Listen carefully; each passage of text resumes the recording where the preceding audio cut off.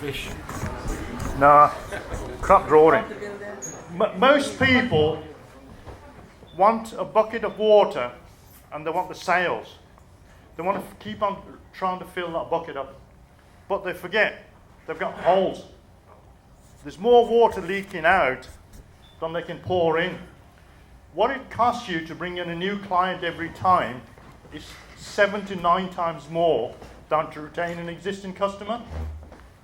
The problem with most businesses, they don't really understand their customers. Once you learn to understand who your customers are, what their needs and wants are, you should be building a ring fence around them and just locking them up, throwing away the key. If you are good at providing your service, whatever service or product that you supply them, you should be focusing on keeping them for life.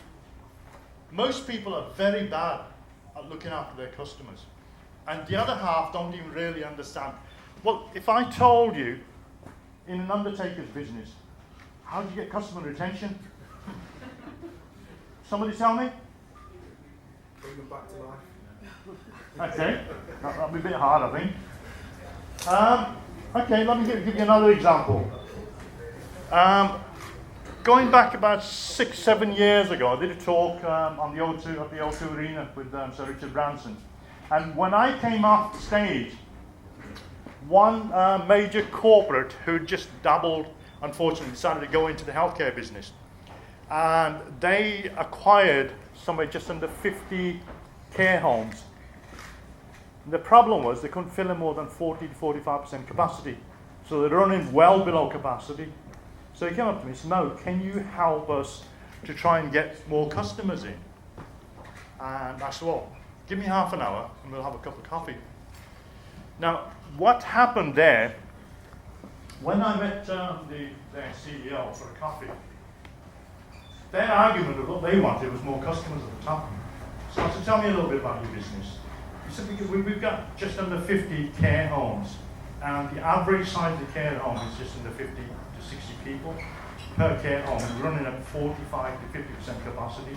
Every time we try and get our capacity level, people drop off, they die. So how do we keep on trying to get more in?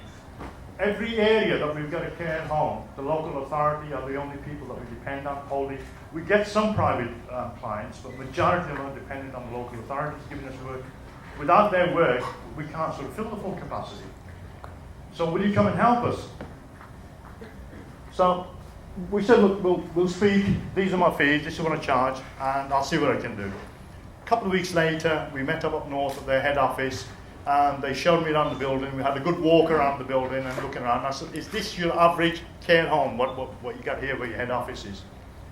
And he says, "Yes, this is what we got there."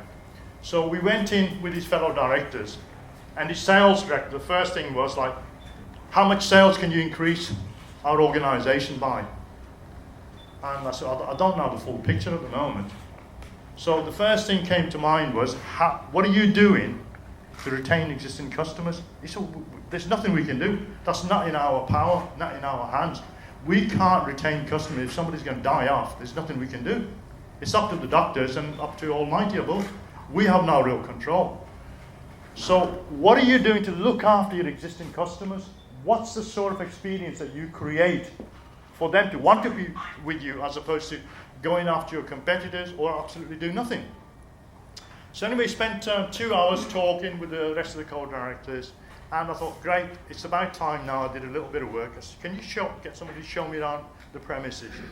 So I went out to my car, I got a pair of old trousers on and a jumper, and I walked around with one of the managers who took me around the place. And I said, "Would you mind leaving me alone for a couple of hours?" And all I did for 2 hours was just walk around the care home, sitting around the reception area, listening to the talk, going down where the staff go and have their tea breaks and listen to conversations. I went around a few places. Long and short version is, I'd more or less summed it up in a day. I was being paid for 3 to 4 days, have a good snoop around and see what I can come up with. But I managed to summarise. So the following morning I came back, I did a little bit more investigation. And I said, can we get your board of directors for the afternoon? I've got an idea what needs fixing and what we need to do to fix it. So we got down the second day, and I said, well, the biggest problem that you've got here is that the customers, the so-called customers or your patients that you have currently inside your care home, you're not looking after them. I said, well, what do you mean you're not looking after them? I said, you're not looking after the people that you already have here. If you could look after them, you'd have more. He said, no, you don't understand.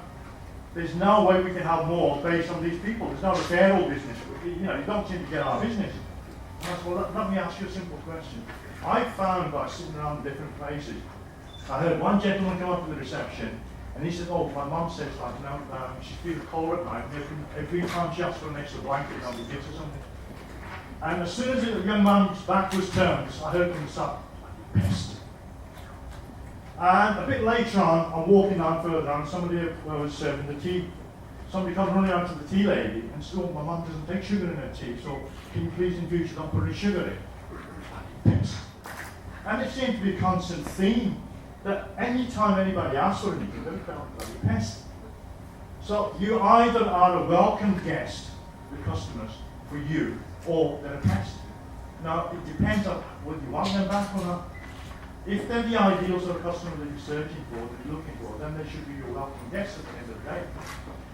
So, long and short version, I'm going to try and summarise this to as quickly as possible. We've got quite a bit to get through. The short of it is, we basically said, look, you need from now on, train your staff to look after the existing customers that you have.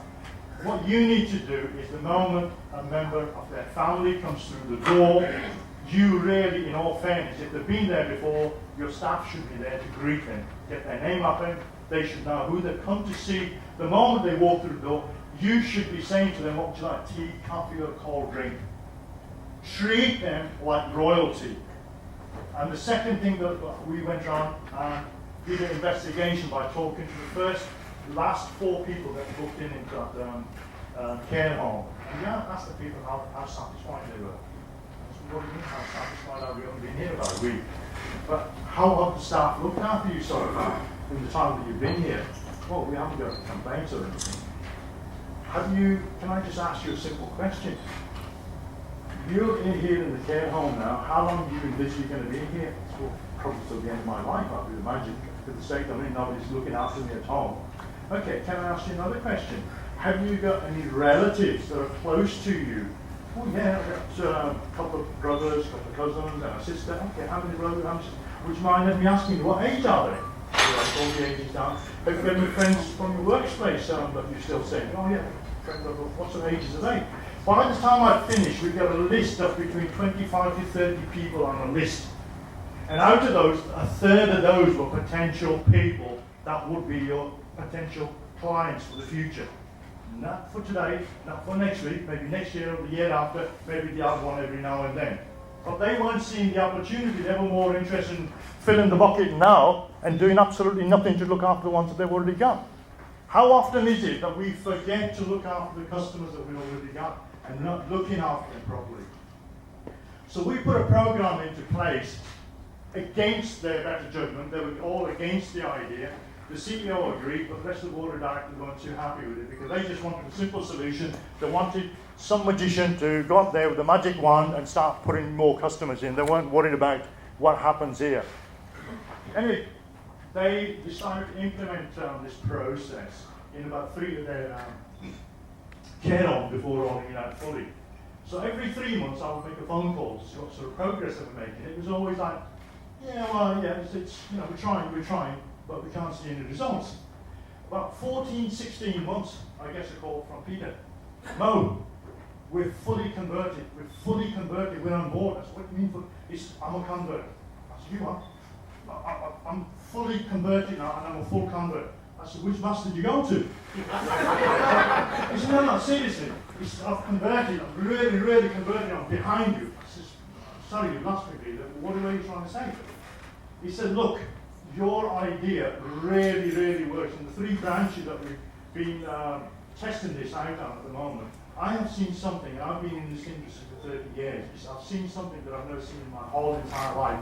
He said, this month, we've had 3 people who have been visiting members of their families and then went back, told their friends, and their friends came and seen the service that we were providing, and they went and told their families. They got the local authorities say, we want our family members out of these care homes and we want them going to one of these care homes because the way you look after them. And he said, we have 3 referrals that were taken from other care homes out there to bring them into us. I've never seen that done. I've never seen that done. They started to change. It took them a further 18 months to 2 years, fully had the whole operation running in the way where they looked after the customers rather than looking after their own interests, looking after the interests of the customers. And I'll tell you what, 4 years down the line, from the moment I walked in to the end, they were running on average 89% capacity. Why? Because they decided to care about their customers as opposed to caring after their bottom line.